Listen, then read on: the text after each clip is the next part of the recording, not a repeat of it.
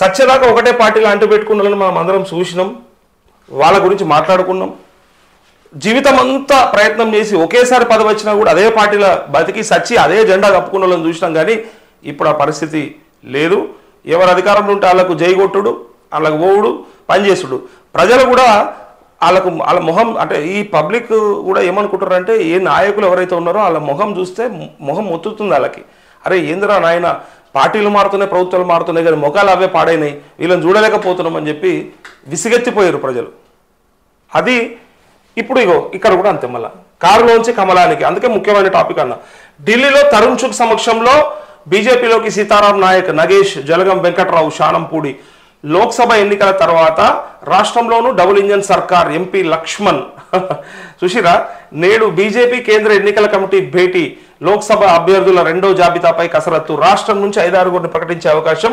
రేపు తెలంగాణకు కేంద్ర మంత్రి అమిత్ షా రాక అంటూ ఇక లోక్సభ ఎన్నికల తర్వాత రాష్ట్రంలోనూ డబుల్ ఇంజన్ సర్కార్. ఎంపీ లక్ష్మణ్. ఈ లక్ష్మణ్ నాకు ఏమనిపిస్తుందో మరి. మొన్నటిదాకా కేసీఆర్ అంటే కేసీఆర్ కూడా పిచ్చోడు అన్నారు ప్రజలు కూడా, కాంగ్రెస్ వర్గాలు కూడా. ఇప్పుడు ఇక లక్ష్మణ్ ఎంట పడతాయి. ఇక ఈ లక్ష్మణ్ అన్న మరి ఉన్నకాడు ఉండకుండా సరే అయితే అయ్యింది, ఉంటే ఉన్నారు. ఏంది ఇది, అది అవుతుందా కాదా కూడా తెలియదు. అప్పుడే ఈ మార్పు అని చెప్తున్నాడు. అంటే ఈ మార్పు వచ్చేస్తుంది ఖచ్చితంగా, తెలంగాణలో కూడా డబుల్ ఇంజన్ సర్కార్ అవుతుంది అని చెప్తా ఉన్నాడు.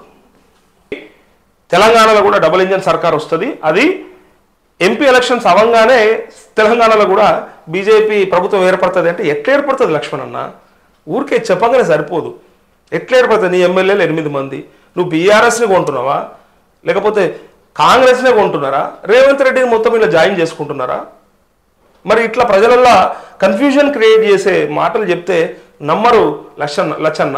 దీనికి కావాల్సింది ఏంటంటే బీజేపీ ప్రభుత్వం, నరేంద్ర మోడీ ప్రభుత్వం ఏం చేసిందో చెప్పు.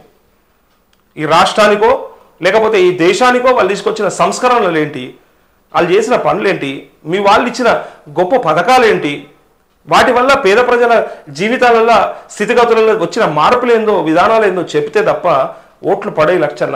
అది అనవసరంగా బీఆర్ఎస్ కూడా ఇట్లనే మాట్లాడి ఆడికొచ్చిందో మీరు చూసిరు.